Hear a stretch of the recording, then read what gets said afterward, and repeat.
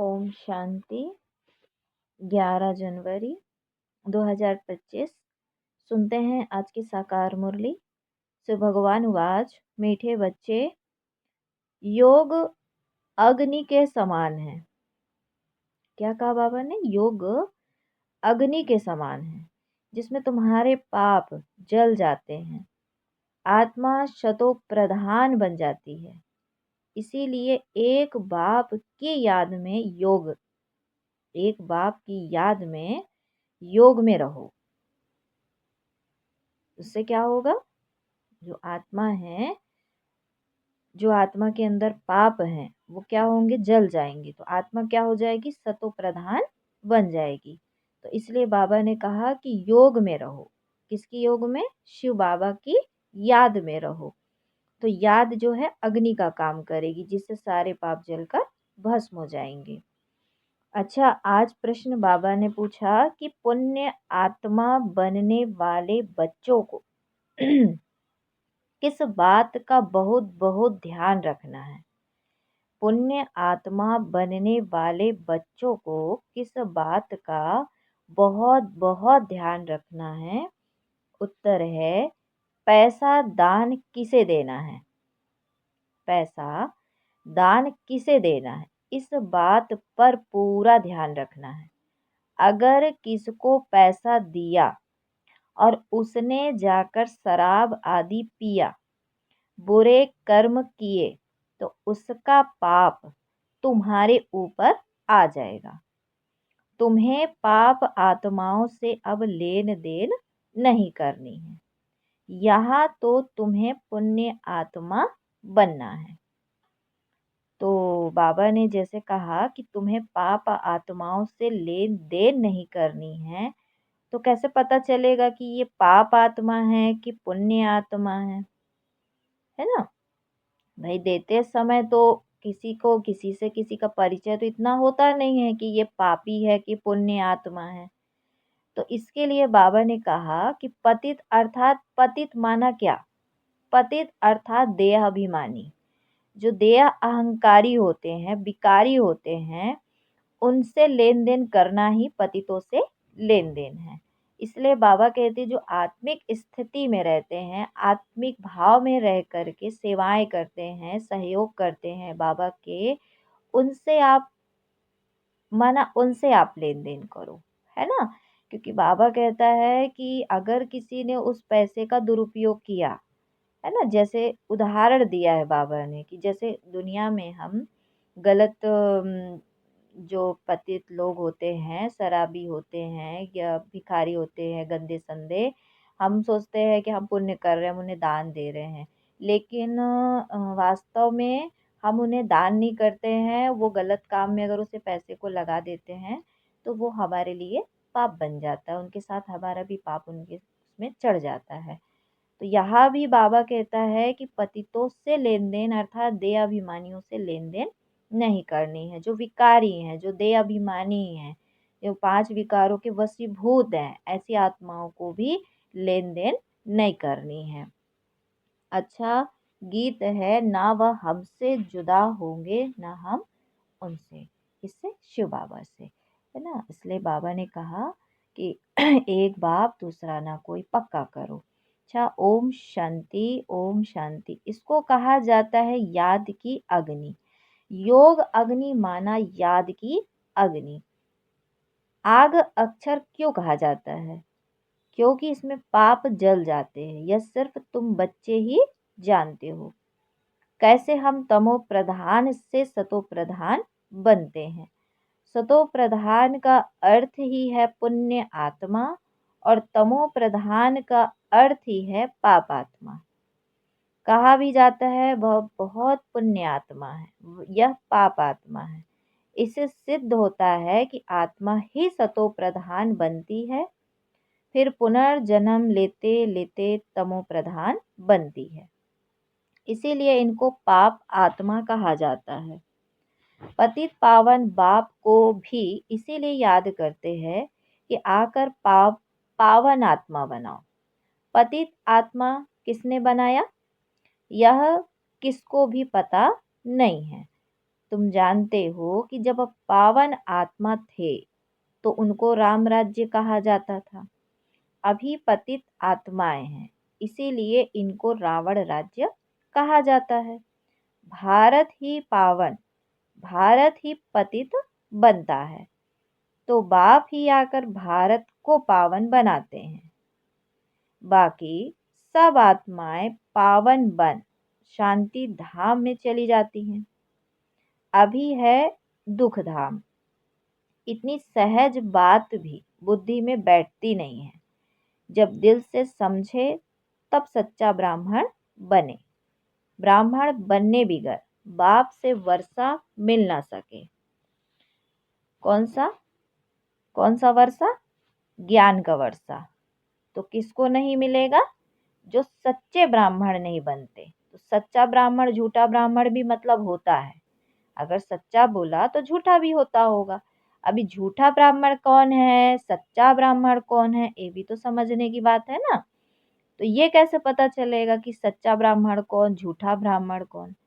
तो सच्चा ब्राह्मण वो जो ब्रह्मा बाप को फॉलो करे, वो है सच्चा ब्राह्मण। और जो श्रीमत के जगह मन मत और मनुष्य मत, पर मत, उसको फॉलो करे, वो है झूठा ब्राह्मण। तो झूठा और सच्चा क्लियर हुआ। तो बाबा ने कहा अब यह है संगम युग। संगम युग का यज्ञ। यज्ञ के लिए तो ब्राह्मण जरूर चाहिए। अभी तुम ब्राह्मण बने हो। जानते हो मृत्यु लोक का यह अंतिम यज्ञ है। मृत्यु लोक में ही यज्ञ होते हैं, अमर लोक में यज्ञ होते नहीं। क्यों? क्योंकि बाबा ने कहा कि भक्तों की बुद्धि में यह बातें बैठ ना सके। यज्ञ क्या है? यज्ञ किस लिए रचा जाता है? तो बाबा ने कहा भक्ति बिल्कुल अलग है और ज्ञान अलग है। ये यज्ञ अविनाशी रुद्र गीता ज्ञान यज्ञ, इसमें किसकी आहुति पड़ती है? विकारों की आहुति पड़ती है। उस यज्ञ में तो हद का जव तिल है ना, हवन के लिए करते हैं। तो बाबा ने कहा कि यह बातें जो है भक्तों की बुद्धि में बैठ ना सके, क्योंकि भक्तों की बुद्धि क्या है? जड़ बुद्धि है। जड़ बुद्धि का मतलब हद की चीजों को वो 100%, जैसे कहते हैं ना ब्रह्म तत्व ज्ञानी, तो वो तत्व को ही भगवान मानते हैं, भगवान मानते हैं, भगवान उसी को समझ के उससे योग लगाते हैं। उनका सारा योग एनर्जी जो है वो उसी में फोकस रहती है, उसी को सब कुछ समझते हैं। लेकिन बाबा क्या कहता है, जड़ भगवान है कि चैतन्य भगवान है ना, ये भी तो समझना है। तो बाबा कहते भक्ति बिल्कुल अलग है और ज्ञान अलग है। मनुष्य फिर वेद शास्त्रों को ही ज्ञान समझ लेते हैं। तो वेद शास्त्रों में मतलब ज्ञान नहीं है क्या? बाबा ने कहा कि वेद शास्त्रों में तो ज्ञान है, लेकिन उस ज्ञान का जो अर्थ है, जो उसका सत्य है, वो कौन समझाएगा? उसको समझाने वाला भी तो कोई सदगुरु चाहिए ना। क्योंकि बाबा क्या कहते हैं कि शास्त्र आदि बनाए गए द्वापर युग से। अभी द्वापर युग से बनाई गई शास्त्रों की चीजों को आज हम पढ़ रहे हैं, तो उस समय कैसी बुद्धि थी, किस प्रकार की परिस्थितियों में कैसे कैसे वो चीजें सामने आती गईं और शास्त्र बनते गए। तो भाई उसका भी तो कोई पूरा अर्थ होगा ना, जिसको कोई बैठ समझाएगा तो पूरा समझ में आएगा। तो बाबा कहते उसके लिए सदगुरु चाहिए ना। तो बाबा कहते बच्चे कि मनुष्य फिर वेद शास्त्रों को ही ज्ञान समझ लेते हैं। अगर उसमें ज्ञान होता तो फिर मनुष्य वापस चले जाते। जैसे बोलते हैं ना कि शास्त्रों आदि को पढ़ने से हम मुक्ति, जीवन मुक्ति को प्राप्त होते हैं। अब वापिस कोई गया है नहीं गया है, ये बात भी कैसे पता चलेगी? तो इसके लिए जब सदगुरु का साथ मिलेगा, सत्य का संग मिलेगा, तो वो बात बुद्धि में बैठेगी कि वास्तव में मुक्ति और जीवन मुक्ति होती कैसे है, सच्ची सदगति होती कैसे है। अगर उसमें ज्ञान होता तो फिर मनुष्य वापस चले जाते, परंतु ड्रामा अनुसार वापस कोई जाता ही नहीं, क्योंकि जाने का रास्ता सबको पता ही नहीं है ना। पता कर देने वाला तो वो पिता है, क्योंकि पिता ही तो उधर का मतलब परम धाम में बच्चों को बच्चे परम धाम में रहते हैं ना पिता के साथ में। तो जब यहाँ आ जाते हैं तो देह भान में आते हैं तो सब भूल जाते हैं। तो भाई देह भान में आने के बाद जब सब भूल जाते हैं तो फिर वो पता कौन देगा? वही पिता आके देगा ना। पिता आएगा तो रास्ता बताएगा तो हम वापस जा सकते, नहीं तो कैसे जाएँगे? तो बाबा ने यही समझाया कि बच्चे उसमें ज्ञान होता तो फिर वापस चले जाते, परंतु ड्रामा अनुसार वापस कोई जाता नहीं। बाबा ने समझाया है कि पहले नंबर को ही सतो, रजो, तमो में आना है। जो पहला नंबर पत्ता है, जो पहला नंबर है, उसको सतो में भी, रजो में भी, तमो में भी आना है। तो दूसरे फिर सतो, रजो सॉरी तो दूसरे फिर सिर्फ सतो का पार्ट बजाय वापस कैसे जा सकते हैं? जो फर्स्ट नंबर की सोल है उसको ही जब तीनों स्टेज से गुजरना है तो बाकी आत्माएं कैसे वापस जा सकती हैं? उनको तो फिर तमो प्रधान में आना ही है। जैसे फर्स्ट आत्मा ही जब तमो प्रधान में आ जाती है तो उसके साथ साथ सारे भी तमो प्रधान में रहेंगे ना। तो बाबा ने कहा उनको तो फिर तमो प्रधान में आना ही है, पार्ट बजाना ही है। तो हर एक एक्टर की ताकत अपनी अपनी होती है ना। बड़े बड़े एक्टर से कितने नामी ग्रामी होते हैं। सबसे मुख्य क्रिएटर, डायरेक्टर और मुख्य एक्टर कौन है? अभी तुम समझते हो कि गॉड फादर है मुख्य, पीछे फिर जगत अम्बा, जगत पिता, जगत के मालिक, विश्व के मालिक बनते हैं। इनका पार्ट जरूर ऊंचा है तो उनकी पे पगार भी ऊंची होती है। पगार देते हैं बाप जो सबसे ऊंचे है। कहते हैं तुम मुझे इतनी मदद करते हो तुम मुझे इतनी मदद करते हो तो तुमको पगार भी जरूर इतनी मिलेगी। बैरिस्टर पढ़ेगा तो कहेगा ना इतना उच्च पद प्राप्त कराता हूँ तो इस पढ़ाई पर बच्चों को कितना अटेंशन देना चाहिए। गृहस्थ में भी रहना है, कर्म योग संन्यास है ना। क्या कहा शिव बाबा ने कि गृहस्थ में भी रहना है, कर्म योग संन्यास है ना। तो गृहस्थ व्यवहार में रहते सब कुछ करते हुए बाप से वर्षा पाने का पुरुषार्थ कर सकते हैं, इसमें कोई तकलीफ नहीं है। काम काज करते शिव बाबा की याद में रहना है। नॉलेज तो बड़ी सहज है, गाते भी है पतित पावन आओ आकर पावन हमको बनाओ। तो पावन दुनिया में तो राजधानी है तो बाप उस राजधानी का भी लायक बनाते हैं। पावन दुनिया में तो राजधानी है तो बाप उस राजधानी के भी लायक बनाते हैं।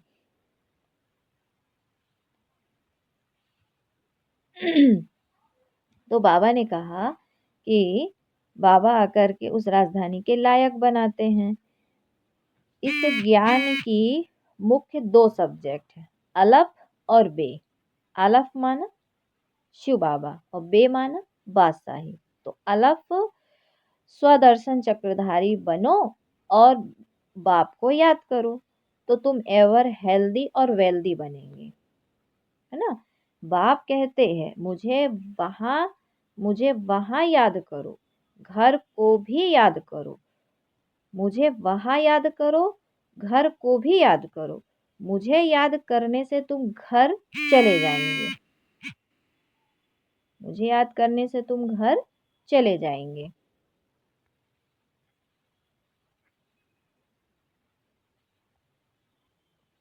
बाबा कहते हैं स्वदर्शन चक्रधारी बनने से तुम चक्रवर्ती राजा बनेंगे। स्वदर्शन चक्रधारी बनने से तुम चक्रवर्ती राजा बनेंगे। या बुद्धि में अच्छी रीति रहना चाहिए। इस समय तो सब तमो प्रधान है।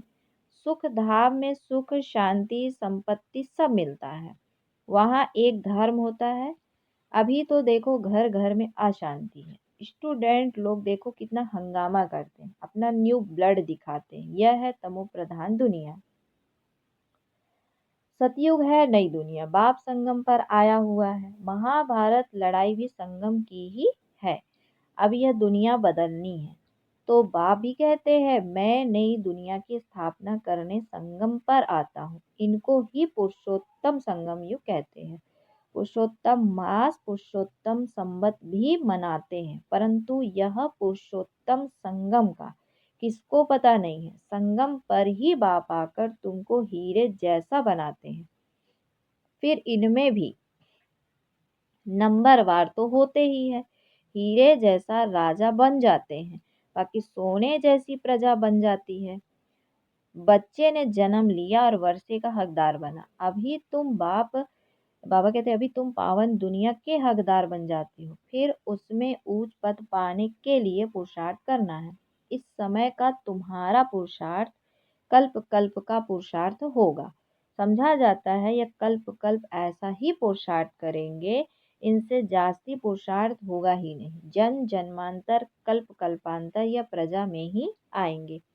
यह साहूकार प्रजा में दास दासियां बनेंगे। नंबरवार तो होते हैं ना, पढ़ाई के आधार से सब मालूम पड़ जाता है। बाबा झट बता सकते हैं इस हालत में तुम्हारा कल शरीर छूट जाए तो क्या बनेंगे। दिन प्रतिदिन टाइम थोड़ा होता जाता है, मतलब कम होता जाता है। अगर कोई शरीर छोड़ेंगे फिर तो पढ़ ही नहीं सकेंगे। हाँ, थोड़ा सिर्फ बुद्धि में आएगा। शिव बाबा को याद करेंगे।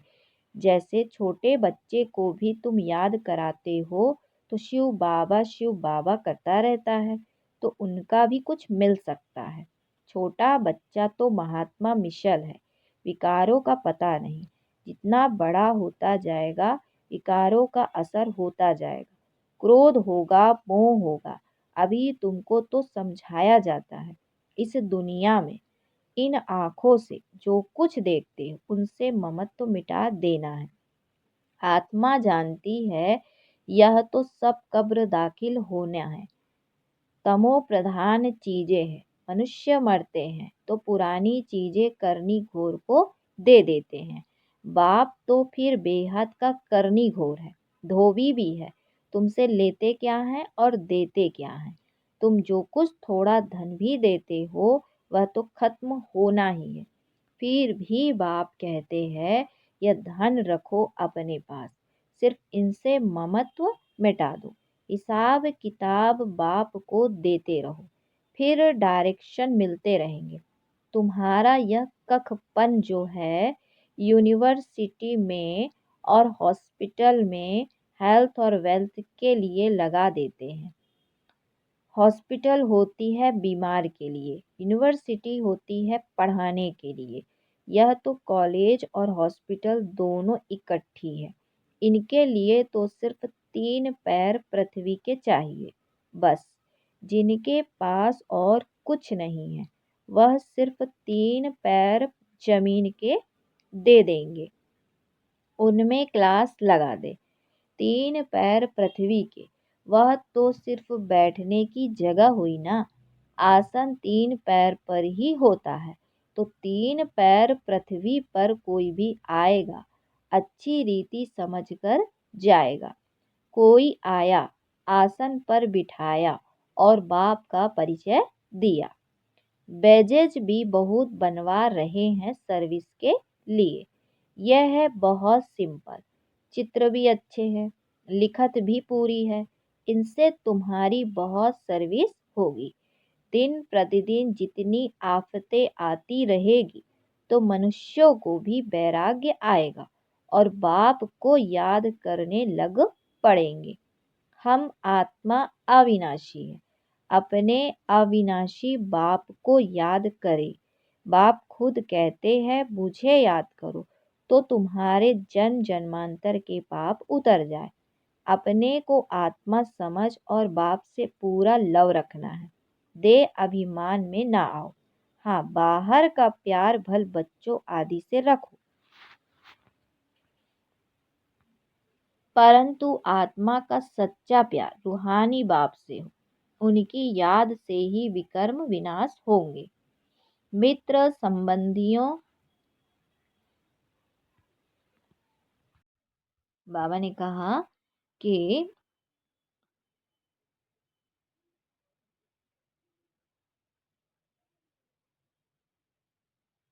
मित्र संबंधियों बच्चों आदि को देखते हुए भी बुद्धि बाप की याद में लटकी रहे। तुम बच्चे जैसे याद की फांसी पर लटके हुए हो। आत्मा को अपने बाप परमात्मा को ही याद करना है। बुद्धि ऊपर लटकी रहे। बाप का घर भी ऊपर है ना। मूल वतन, सूक्ष्म वतन और यह है स्थूल वतन। अब फिर वापस जाना है। अब तुम्हारी मुसाफरी पूरी हुई है। अब तुम मुसाफरी से लौट रहे हो तो अपना घर कितना प्यारा लगता है। वह है बेहद का घर। वापिस अपने घर जाना है। मनुष्य भक्ति करते हैं घर जाने के लिए, परंतु ज्ञान पूरा नहीं है तो घर जा नहीं सकते। भगवान पास जाने के लिए अथवा निर्वाण धाम में जाने के लिए कितनी तीर्थ यात्राएं आदि करते हैं, मेहनत करते हैं। सन्यासी लोग सिर्फ शांति का रास्ता ही बताते हैं, सुख धाम को तो जानते ही नहीं। सुख धाम का रास्ता सिर्फ बाप ही बतलाते हैं। पहले जरूर निर्वाण धाम वानप्रस्थ में जाना है, जिसको ब्रह्मांड भी कहते हैं। वह फिर ब्रह्म को ईश्वर समझ बैठे हैं। हम आत्मा बिंदी हैं, हमारा रहने का स्थान है ब्रह्मांड।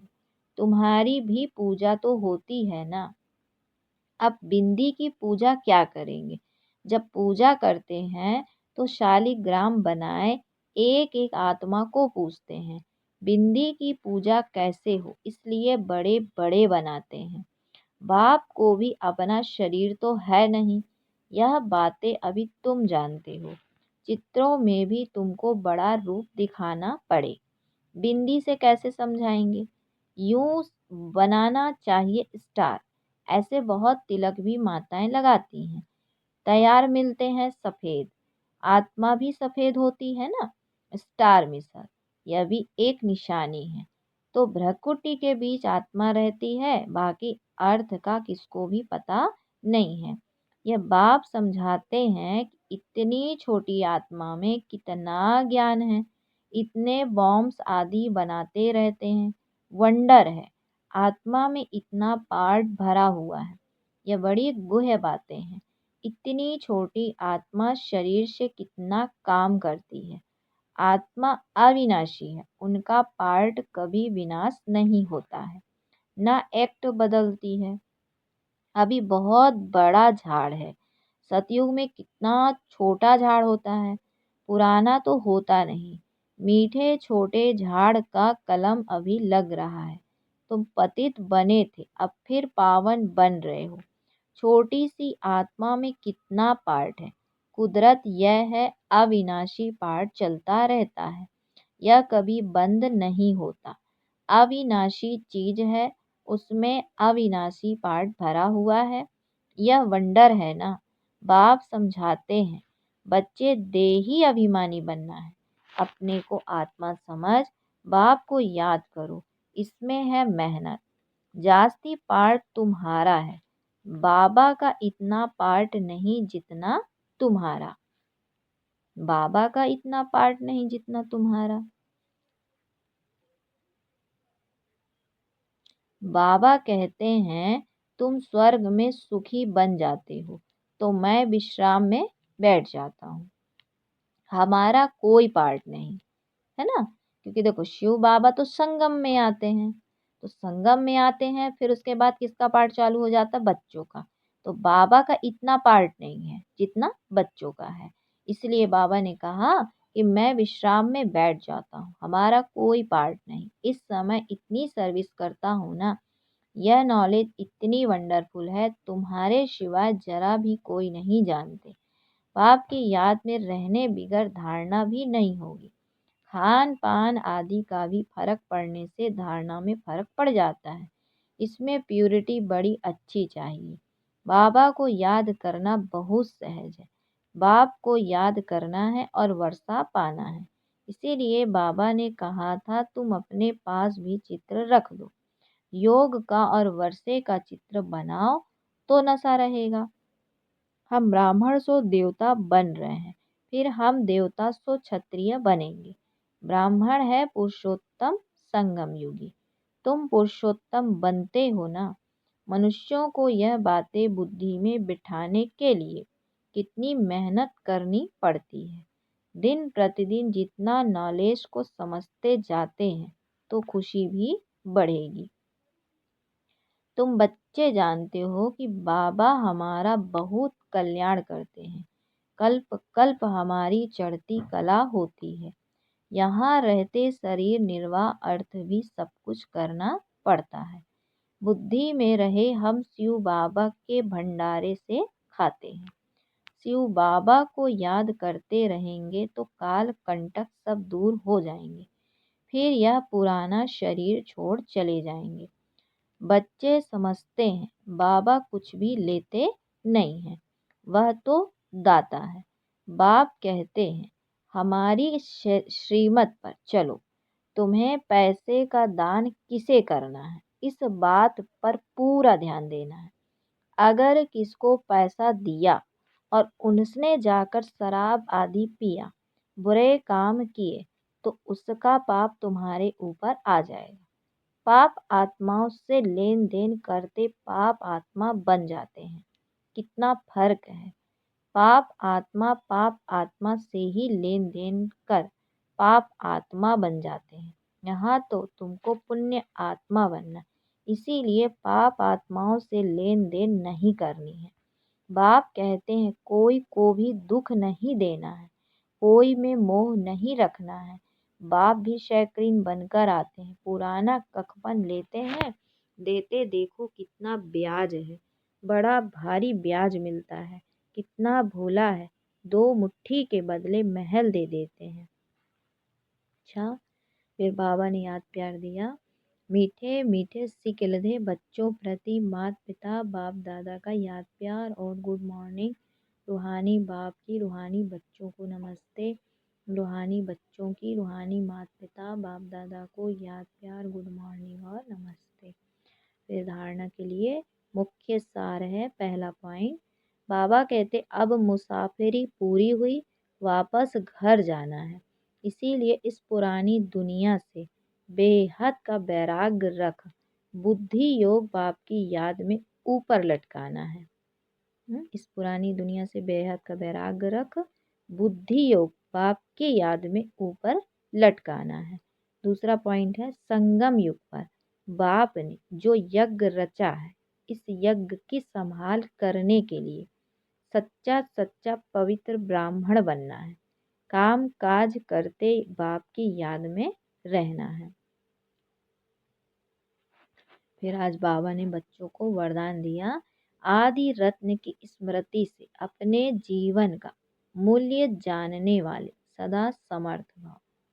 आदि रत्न की स्मृति से अपने जीवन का मूल्य जानने वाले सदा समर्थ भाव। जैसे ब्रह्मा आदि देव है, ऐसे ब्रह्मा कुमार कुमारियां भी आदि रत्न हैं।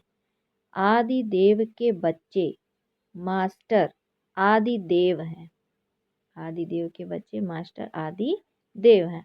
आदि रत्न समझने से ही अपने जीवन के मूल्य को जान सकेंगे, क्योंकि आदि रत्न अर्थात प्रभु के रत्न, ईश्वरीय रत्न तो कितनी वैल्यू हो गई। इसीलिए सदा अपने को आदि देव के बच्चे मास्टर आदि देव आदि रत्न समझकर हर कार्य करो तो समर्थ भाव का वरदान मिल जाएगा। कुछ भी व्यर्थ जा नहीं सकता।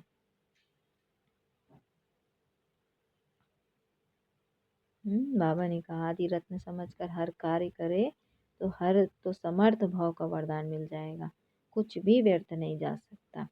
आज स्लोगन में दिया कि ज्ञानी तो आत्मा वह है जो धोखा खाने से पहले परख कर स्वयं को बचा ले। ज्ञानी तो आत्मा वह है जो धोखा खाने से पहले परख कर स्वयं को बचा ले। आज बाबा की मनसा साकाश का पॉइंट है, अभी सेवा में साकाश दे बुद्धियों। बाबा ने कहा बुद्धियों को परिवर्तन करने की सेवा